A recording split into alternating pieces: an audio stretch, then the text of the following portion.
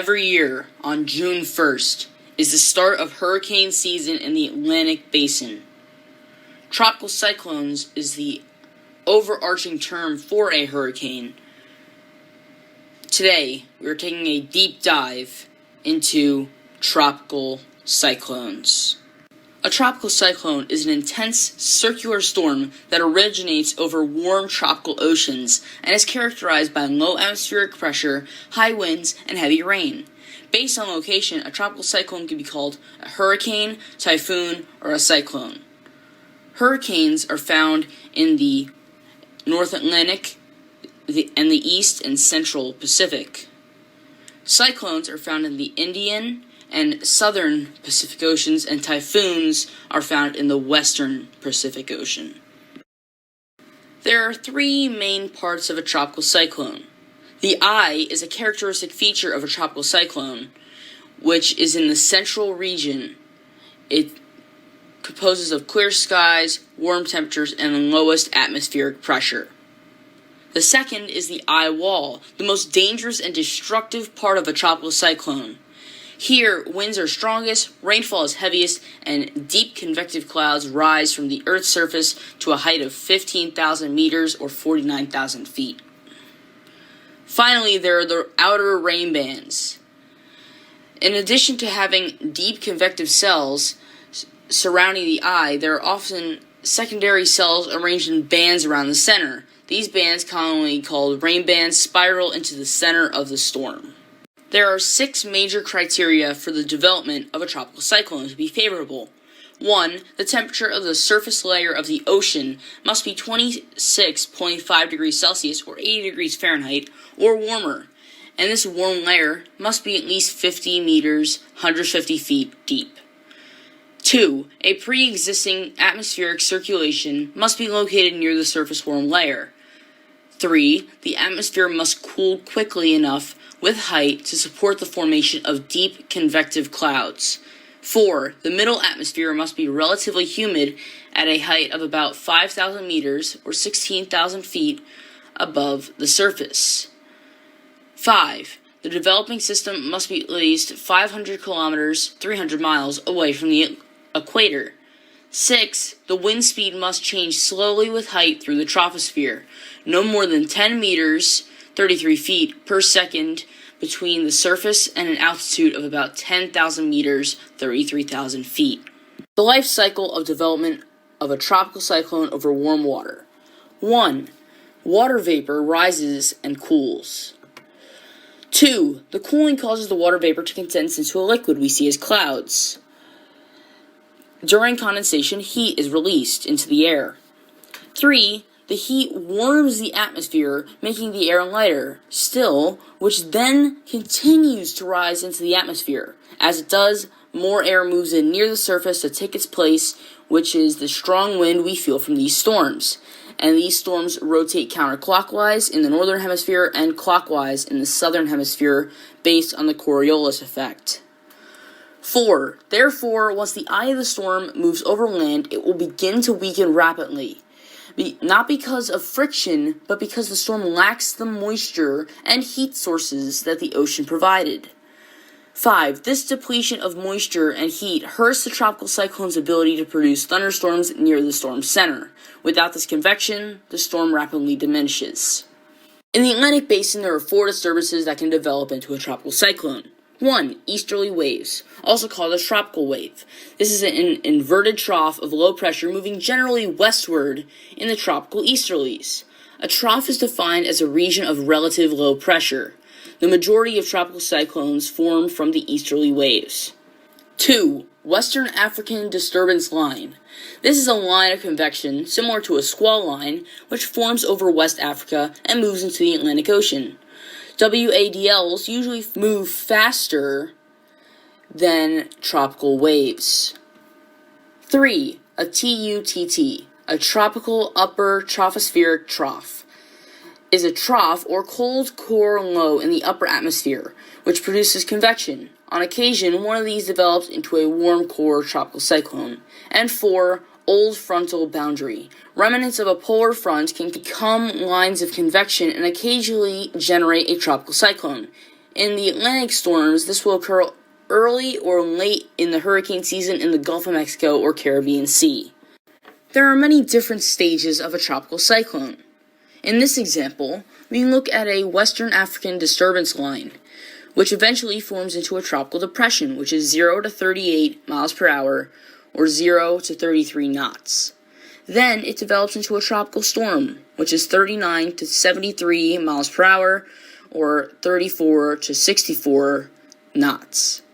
Then we get into hurricanes.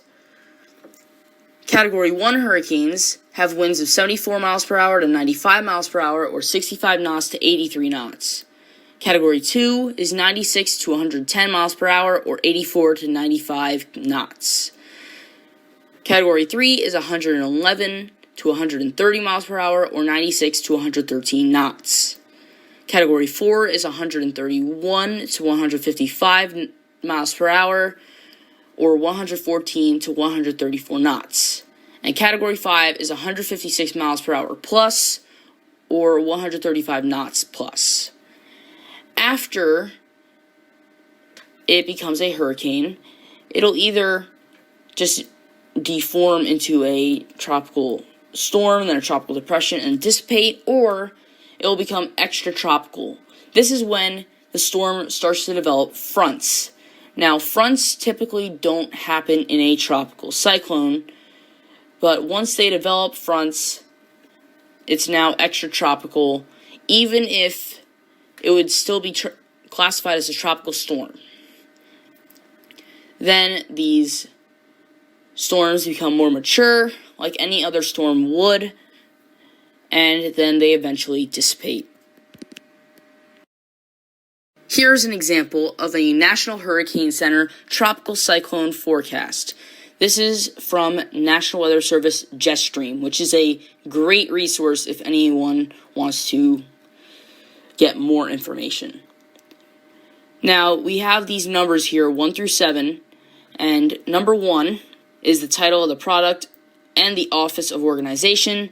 2 is the forecast advisories are issued on all Atlantic and Eastern Pacific tropical and subtropical cyclones every 6 hours at these times UTC, which is World Standard Time. Then the special forecast advisories may be issued at any time due to significant changes. Number 3, if there are any watches and or warnings, they will be listed first.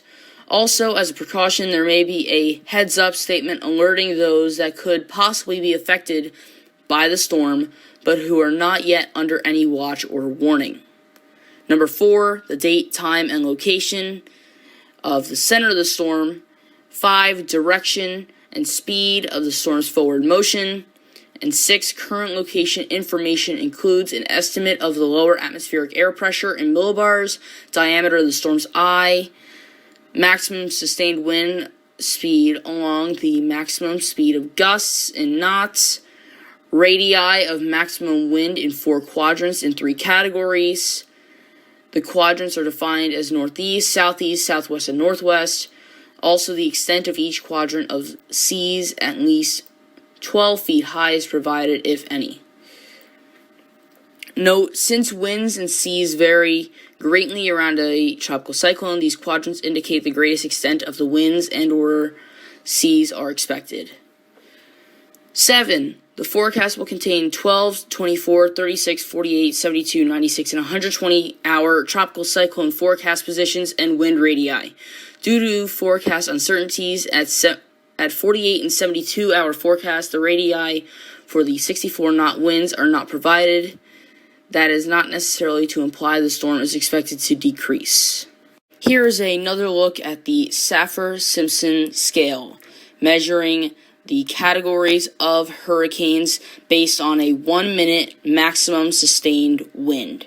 This is in meters per second, knots, miles per hour, and kilometers an hour for any conversions that you may need.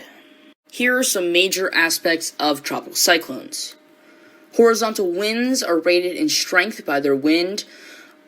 However, when the NWS's National Hurricane Center issues a statement concerning the wind and category, that value is for sustained wind only. This hurricane scale does not include gusts or squalls. Tornadoes. Tropical cyclones can also produce tornadoes that add to the storm's destructive power.